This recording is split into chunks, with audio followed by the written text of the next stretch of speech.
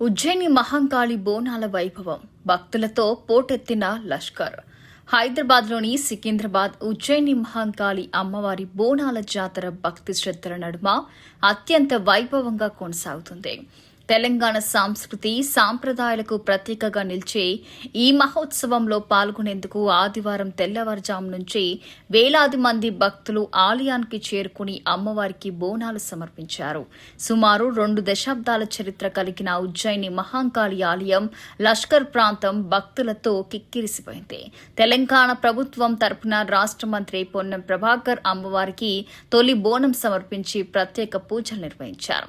అనంతరం మాట్లాడుతూ రాష్ట్ర ప్రజలు సుఖ సంతోషాలతో ఉంటారని, సమృద్ధిగా వర్షాలు కురిసి పంటలు బాగా పండాలని అమ్మవారిని ప్రార్థించినట్లు తెలిపారు. తెలంగాణ సంస్కృతి ఆధ్యాత్మిక విశ్వాసాలకు బోనాల పండుగ ప్రతీకగా నిలుస్తుందని ఆయన పేర్కొన్నారు.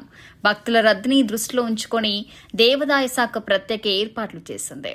సాధారణ దర్శనం కోసం 3 క్యూ లైన్లు, బోనాలు సమర్పించే భక్తుల కోసం మరో 2 ప్రత్యేక క్యూ లైన్లు ఏర్పాటు చేశారు. భక్తులకు త్రాగునీరు అందించేందుకు వాటర్ క్యాంపులు, అలాగే అత్యవసర వైద్య సేవల కోసం హెల్త్ క్యాంపులు, అంబులెన్స్లను సిద్ధంగా ఉంచారు.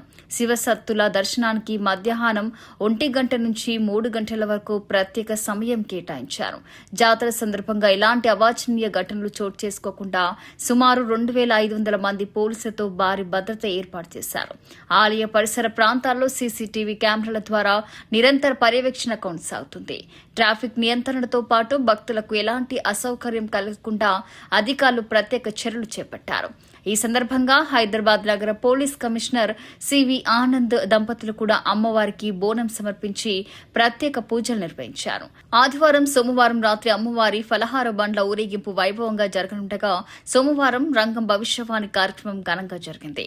ముఖ్యమంత్రి రేవంత్ రెడ్డి కూడా ఉజ్జయిని మహంకాళి అమ్మవారిని దర్శించుకుని ప్రత్యేక పూజల్లో పాల్గొన్నారు.